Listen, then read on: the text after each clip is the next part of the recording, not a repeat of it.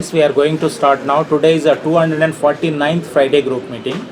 The topic is the Indian Supreme Court on sustainability and climate change laws. The speaker is our good friend, my good friend and Sridhar's best friend, Mr. Sudhir Mishra. He is a very prominent environmental lawyer. We've done a lot of research and good things, so many things. Now I request Lalit Mohan will give a CV of sirs. Lalit, please,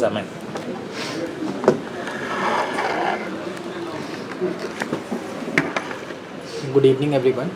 Thank you, G.Seshagiri Rao sir, for offering me this opportunity to introduce our distinguished speaker, Mr. Sudhir sir, whose invaluable contributions to legal arena have been widely recognized and celebrated globally across the world. Mr. Sudhir Mishra sir is an advocate in Supreme Court of India and is a door tenant at number 5 Barristers Chamber in United Kingdom. Sir is leading expert in dispute and climate change law and is also founder and managing partner of leading law firm in India, that is Trust Legal Advocates.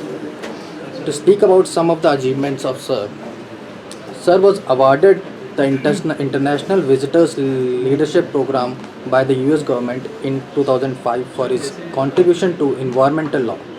He served as a coordinator and co-chair of the New York State Bar Association International Section for the year 2011 and 12. He has been facilitated twice by House of Lords UK and honored with the Guardians of Sustainability Award in Environmental Law of the Year Award to 2022. Sir has been recognized as one of the India's top lawyers, featuring in the prestigious A list by Indian Business Law Journal for the year 2022 and 2024. He was also named in Forbes Legal Power list 2022-2023 as one of India's top 100 individual lawyers and was also included in IBJL's A list of most recommended lawyer of 2023. Most recently, Sir has been appointed amicus curiae by Honorable Supreme Court of India in the matter Ridhima Pandey versus Union of India, a matter which pertains to impact of carbon emission on environmental law. On environment. Sir has led more than 400 workshops in 300 protected areas across India over the past 20 years.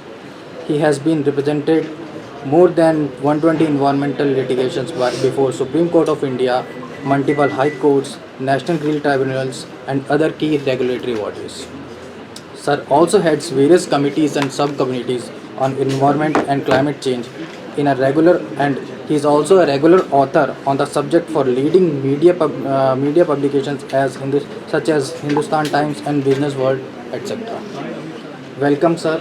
We are eager to hear your insight on the topic Indian Supreme Court on sustainability and climate change, and also to gain valuable takeaways from your vast repository of knowledge.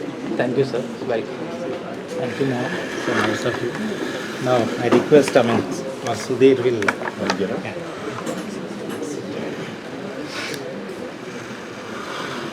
Hello. So good afternoon and very obligated to you, Sesha sir, for this opportunity. And for a lawyer to address lawyers is not an easy thing, and it's your patience that all of you are here to listen to me. And I will actually try to make it a more story format how Supreme Court has played a very critical role in this entire story formation for climate justice in India. It's all fragmented in my understanding. Hardly ever seen that you have a one source where you can see the contribution of Supreme Court, and especially in the last 30 years. Few of us who are here for last 27 years or 28 years, who started practicing in 96, 97, 98, or personally me who started in 99, we're very blessed because suddenly a matter came up in Supreme Court, Godavarman, say Union of India, which created an impact and which created a jurisprudence which has become virtually the notebook for the entire world, all the courts across multiple jurisdictions, as one of the binding source for all the environmental law work which happened in year 2000 onwards. And I think it was a stroke of luck that we were participatory to that entire thing. You had a lawyer of the stature of Harish Salve, who was every Friday seen at 2 o'clock before any of the forest benches. And he will take up applications. Centrally empowered committee would be there. It was not a statutory committee at that time. And all kind of applications used to come to Supreme Court. So first I'm just telling you the perspective, and then we'll go to the specific areas, because climate or sustainability is a very wide subject. I call myself more a climate activist and later a lawyer. So I can tell you the role of the courts, especially the Supreme Court, they always played a very balanced role. When you compare it with high courts or National Green Tribunal, where judgments came with a particular time frame and they were often criticized, but Supreme Court's mature jurisprudence, if I call it, has been a path breaking. And I will tell you with few examples. And you see the challenges which the Supreme Court had after 1996. So you had a 1994 EIA notification, which was one of the first notification in India where development and environment had to be paired and they had to be balanced in some manner. And this 94 notification was tested in the Godavarman matter, that how an environmental impact assessment should be done, how environmental clearance should be obtained. And there was no understanding what is the environmental clearance, what is the environmental impact assessment, what is the environmental management plan, what is the forest clearance, what is the consent to establish, what is the consent to operate. So these are different aspects which were always getting very confusing. And there are more than 300 orders. And I still don't think anybody has compiled them for a purpose of economic article, that how, if you say ease of business, how Supreme Court has paved the way for clarity on all these clearances. So we have some of those details we'll share with you. So historically, I think Godavarman Union of India came when new notifications started coming in the country post 1991 liberalization. And 1994 notification was succeeded by an act which came for the welfare of tribals, which was again tested. They were for and against debate. It came right up to the Supreme Court. All those matters came to Supreme Court. They went on right up to 2018-19. Just imagine the impact. Most of the forest areas and most of the national park wildlife sanctuaries had active population which was staying inside the national park. And it was a political difficulty to ask them to leave those areas. But it was the courts only which became a rescuer for the animal. And now compare it with another big crisis. So new notifications are coming up, new laws are coming up. Wildlife Protection Act went through various revisions in post 2000. You had a new criteria called, earlier we had a national park and a wildlife sanctuary. And suddenly, because of courts push that we will look after your forest management plans and environmental management plan, and you need to have some hybrid areas where mutual existence is possible, we created the community reserve and we created the forest reserves. So the court and the government went hand in hand. In fact, the Central Empowered Committee, in just last few months back only, they got a final statutory sanction where under EPA a notification has been made that there will be a permanent committee with the intervention of the Supreme Court. And any given time, if you see post 2000, you had 2 or 3 benches which were only looking after environment. As of now, today, when you have a general feeling that National Green Tribunal is not that active, or the high courts are not that indulgent on environmental issue, even now you have 3 courts in the Supreme Court which are fully functional. Justice Gavai's bench is looking after so many issues which are related to Godavarman Union of India. Justice Oka's bench is looking after the tree issue and also the air pollution issue. And Justice Narasimha's bench is looking after the carbon emissions matter. 3 benches out of your total benches, just see the percentage of matter. The heavy lifting is being done by Supreme Court always. It's a very heavy lifting. And I encourage you that try understand the biggest problem. So let's go to the beginning of it. So 1972, I would say, was one of the premium time when Wildlife Protection Act came. And the duty of Wildlife Protection Act was to protect the wild animals. And it was always being tested. And there are 3 things happening parallelly on Wildlife Protection Act. That animal hunting was a big business in India. We had a large population of cat population, so that was a business It was being traded with all kind of stuff in the border areas with the arms and lot of garments and other stuff.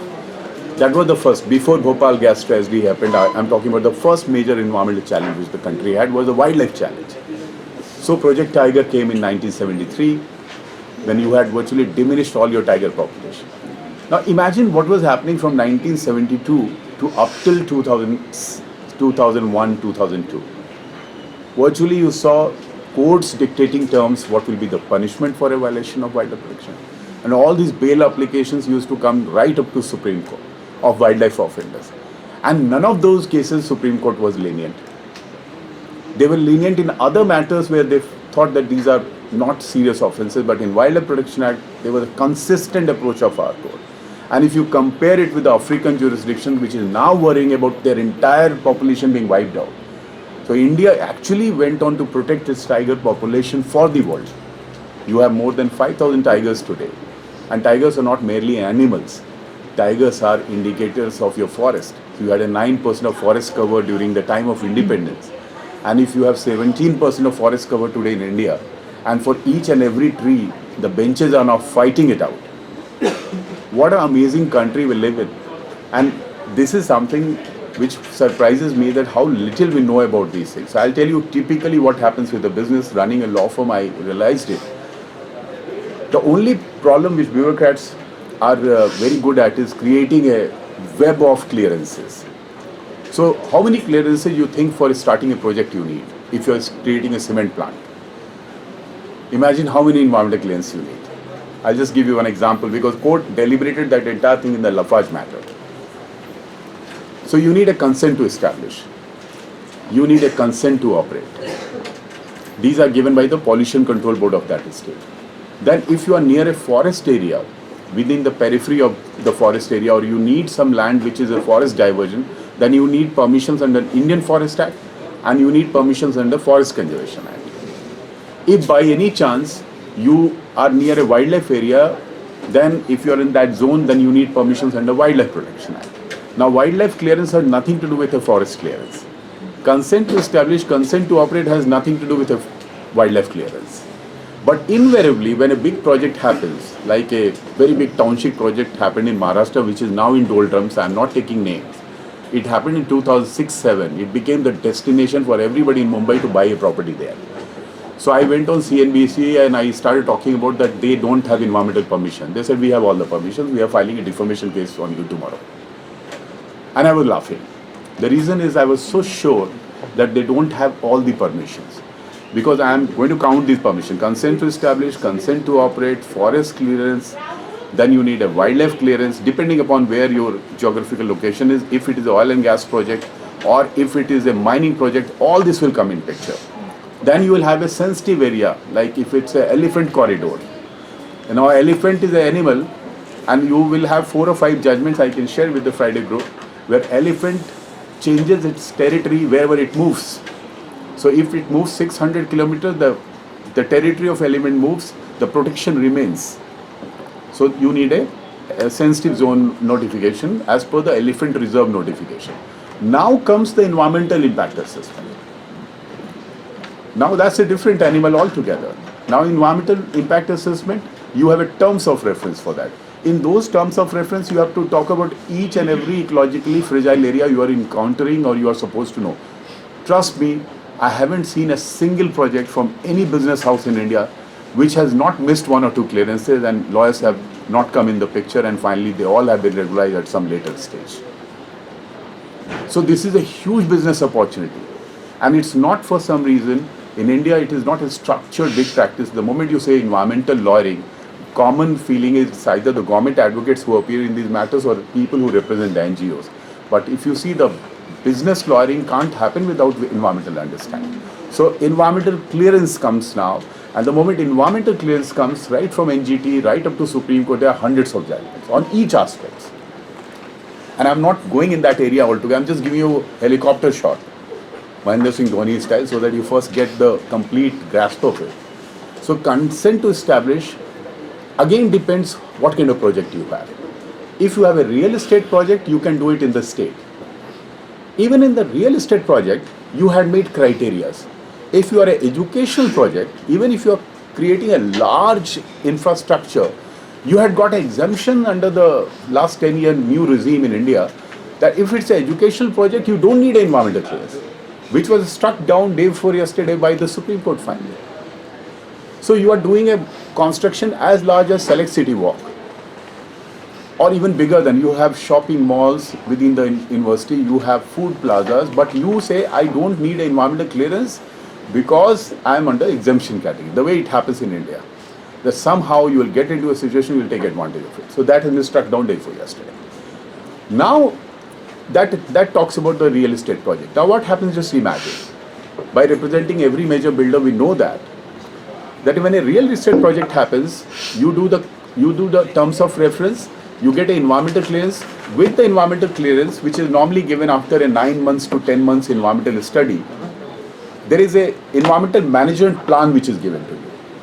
That environmental management plan says that this will be done, dust management will be done, water recycling has to be done, labor has to be recruited in this manner, age is very important, gender issue has to be followed, and then it is monitored. But that why the construction is stopped when air pollution happens in major cities in India?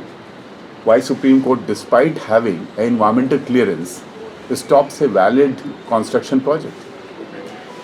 Again, we come back to the court that, my lords, we have the permission, we have the consent to establish, consent to operate, environmental clearance, and you have stopped our project when there is air pollution in Delhi.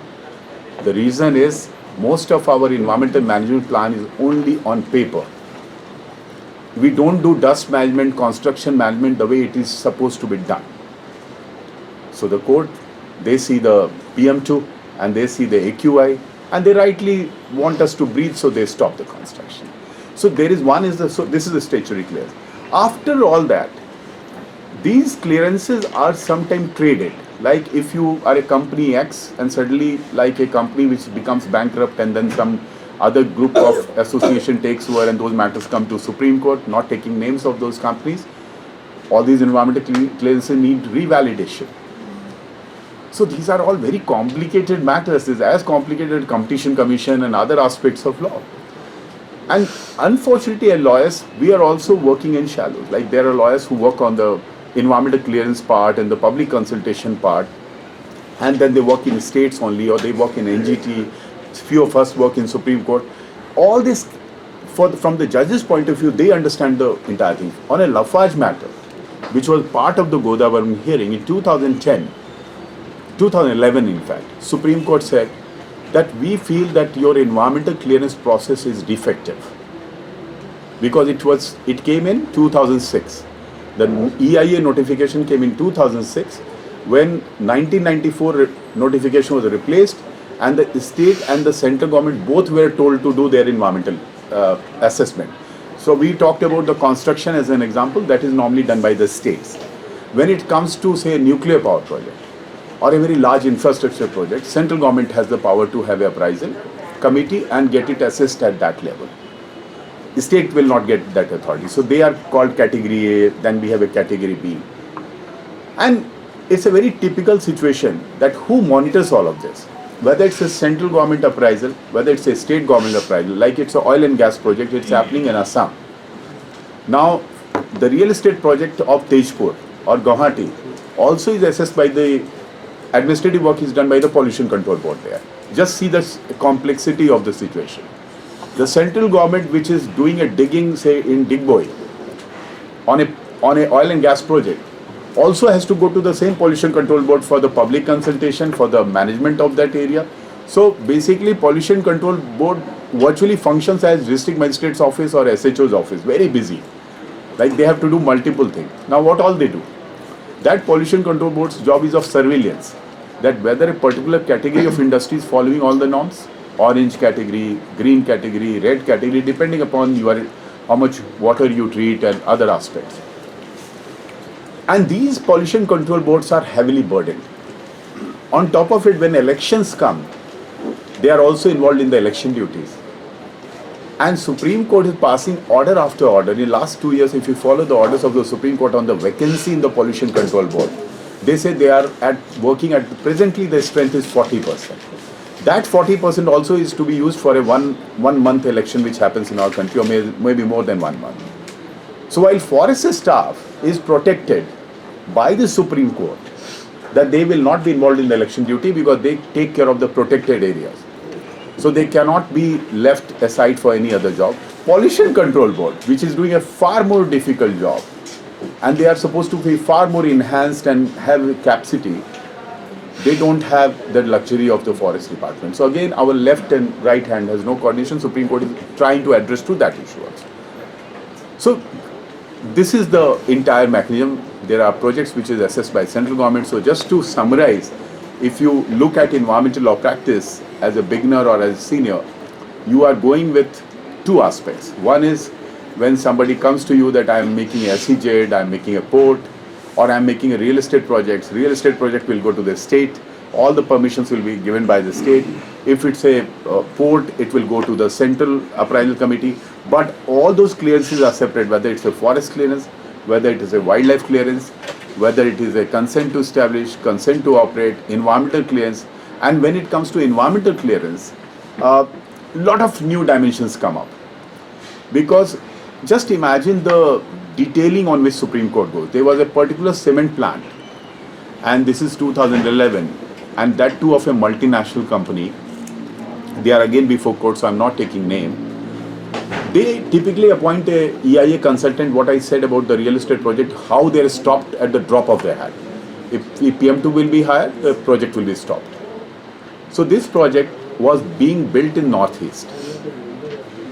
You know the topography of Northeast. Now the project was in Northeast. The data which was given by the EIA agency was of Desert National Park, Rajasthan. And it went right up to Supreme Court. Supreme Court said, that's your sincerity about bringing a cement plant. This is how you make standards. And then the elaborate order was passed that we will want to have a national regulator for all environmental clearances, the way TRI is there, Competition Commission is there. Till that is not done, you can have EIA agencies accredited by Quality Council of India. The government followed that part. They went for the QCI accreditation for all the EIA consultant. Rest of the national regulator part, they forgot. They never went ahead with that. So for a country like us, if I just want to summarize, I'll say, I will not go to individual orders. I'll only say that air pollution, if you take up, Supreme Court has a now permanent bench. Most of the neighboring states have their own benches in the High Court. In the Delhi High Court, there is one petition in my own name, Sudhir Mishra, Union of India, going on for 10 years now. It's tagged with court on its own motion on air pollution. We are having different issues before that court. NGT is hearing on air pollution issue. And today morning we have a comment of a very wise minister who says it's hard to believe that Parali is the reason for any kind of choking in Delhi. How can it travel to 500 kilometers? Absolutely new jurisprudence has come today. And all the courts have said how it travels. All the report and PhDs are there. It's not something, but it has been said, and that too on a very important day when the entire European Commission is here, including the President. So, if you see, and we all are in Delhi, and I don't think Supreme Court can be shifted. If you ask me, the biggest 5 issues the Supreme Court is dealing with today, air pollution is the biggest, because the gravity is absolutely like we have a 700% increase in cancer every 5 years in Delhi. And it's not only your liver, it's not only your lungs, it's your heart, it's other kind of diseases which are happening, which are directly associated with air pollution. Particulates are going in our stream in different forms. Courts have realized it. They are absolutely ruthless about it. And as lawyers, wherever we get the opportunity, we need to have the same standard. Whether it's protection of the tree, whether it's a kind of vehicle they are talking about. The Supreme Court said we might have to explore parking-based registration of vehicles in Delhi. That is started with Maharashtra, now it has come to Delhi. So air pollution bench is something you should be very carefully observing, because you had the distinction of being in top 10 or top 12 till 4 years back. And maybe 1 or 2 cities of the national capital region. Now out of 15 cities, 11 are from India. Top 15 cities, 11 are from India, including Mumbai, which was supposed to be out of air pollution problem. The reason is the not only one particular thing, like as lawyers we cannot generalize anything, this is what we have been taught. So whether it's construction, whether it's mindless construction with minimum considerations, not covering it properly, not doing dust control, not sweeping the roads in the night, not removing the dust, and of course the vehicles which are still very oriented. But Delhi is very lucky that we certainly had these two-wheelers, and the court has got a complete data on this, that these two-wheelers which are battery driven have taken over in Delhi. Because if my clerk is living in somewhere in Mayur Vihar phase 3, for him to come to Defence Colony, it used to take 100 rupees petrol.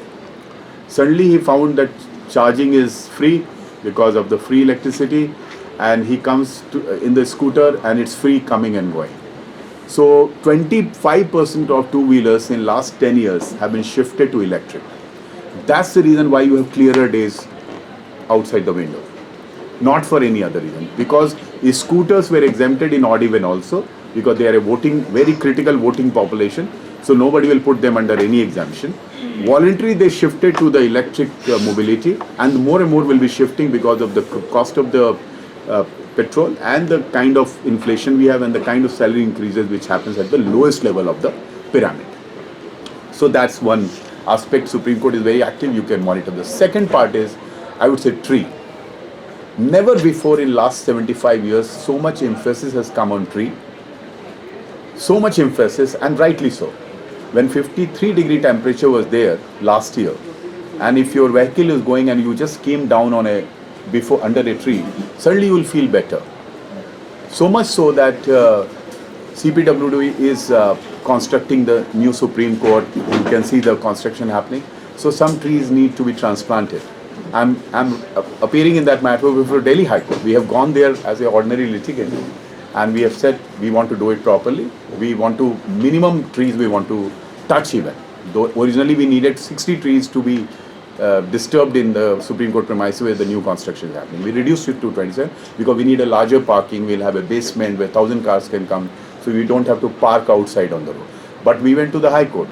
We didn't take it to the Supreme Court bench. We went there as an ordinary litigant. So what I'm saying, things have it's a more issue that as Supreme Court, we are putting a solar power plant.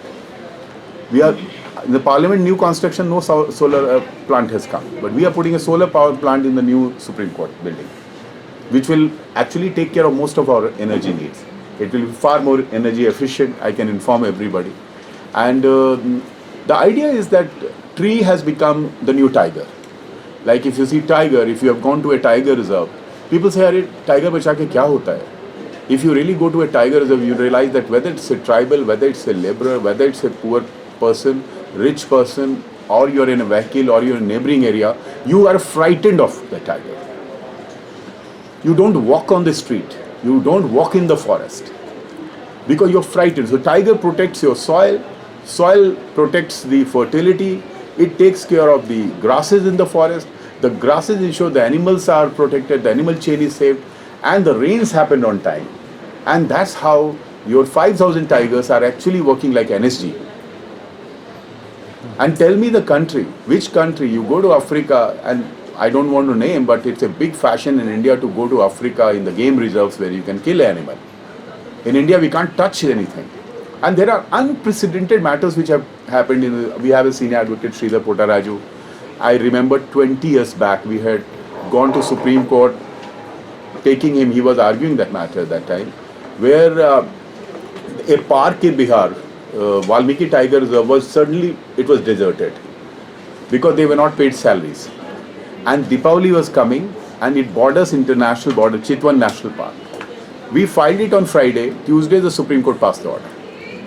Ensure the salary is credited. Just imagine the micromanagement which Supreme Court has been doing for almost 30 years now.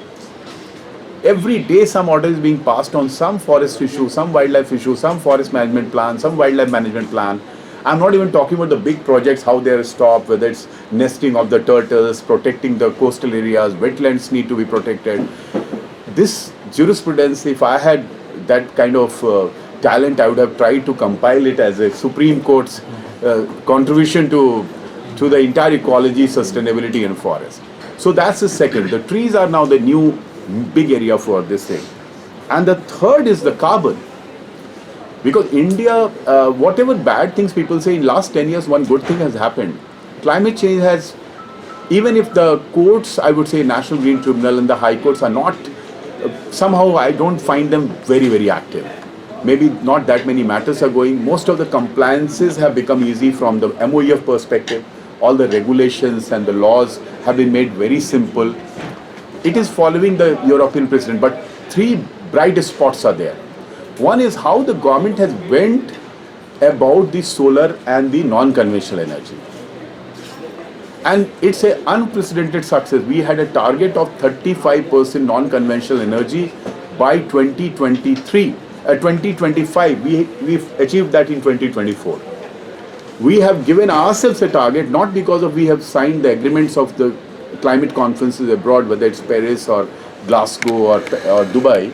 We have given ourselves a target of 2070 net zero. What it means. And most of the Europe has given 2050 as the year. But just imagine the kind of push which the government has done to the non-conventional energy for solar. People are directly supplying solar power to the grid now. Small housing societies are doing that. That's why I made the example of Supreme Court that the new construction will have a solar power plant inside the Supreme Court in 2 years from now. So that's a big success for this government.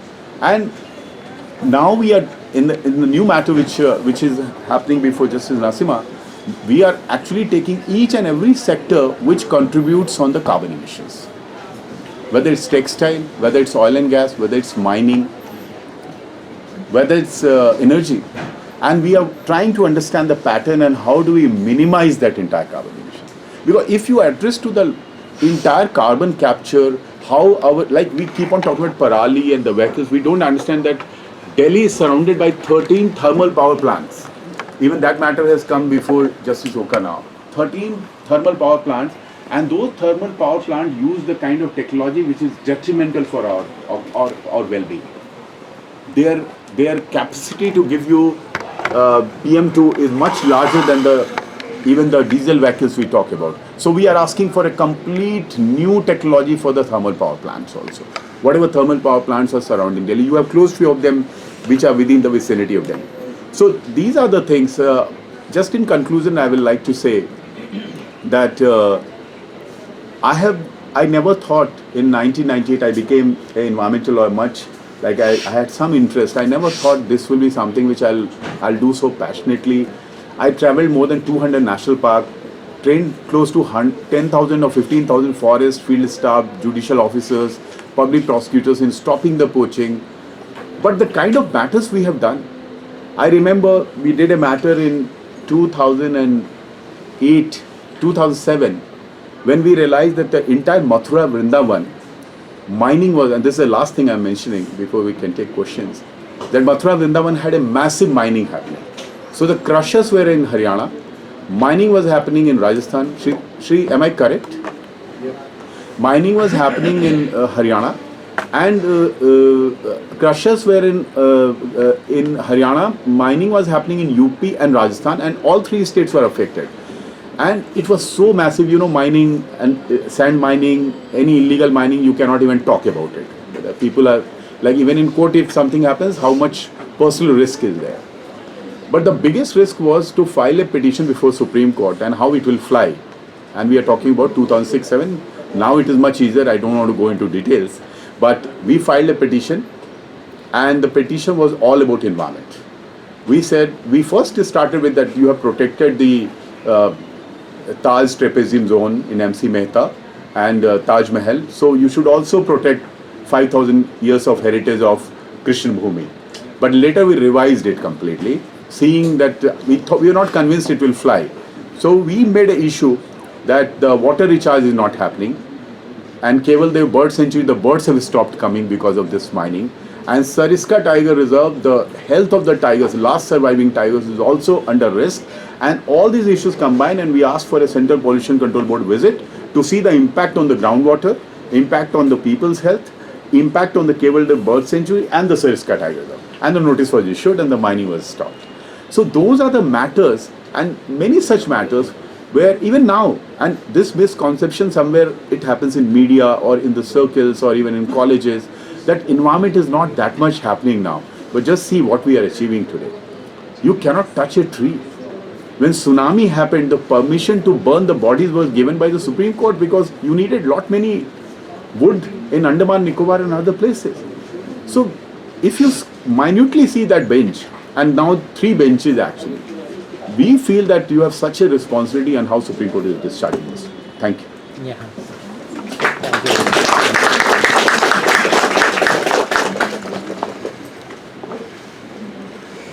Thank you, Sudhir ji. So nicely explained the environment and sustainability. It's a great contribution. You're well versed with each and every one last 30 years. It's a great work and all. We are all living here just because of people like you. Continuously, they are making a lot of efforts through legal system, through Supreme Court. We are highly grateful to you. Now I request Niharika will give a vote of thanks. Yes, sir. It is an honor to express our heartfelt gratitude on behalf of all of us. I would like to express our deepest appreciation for taking out time, sir. Thank you so much for taking out time. Secondly, sir, I would like to thank you for giving us such insights into different case laws like Godavarman case 2000, Lafarge case 2011, and then the notification of 94 being replaced by 2006. It has been very explanatory session for us and understanding how Supreme Court has been acting upon environmental issues that people generally don't know, that Supreme Court has been always supporting climate changes and issues. So thank you for explaining that legal precedents have been set in accordance with international treaties that India has signed. Secondly, I would like to thank Seshagiri Rao sir for giving me this opportunity, for giving vote of thanks, and thank you all of you for being silent audience and making this session such efficacious session. Thank you so much. Thank you. Any questions you can please.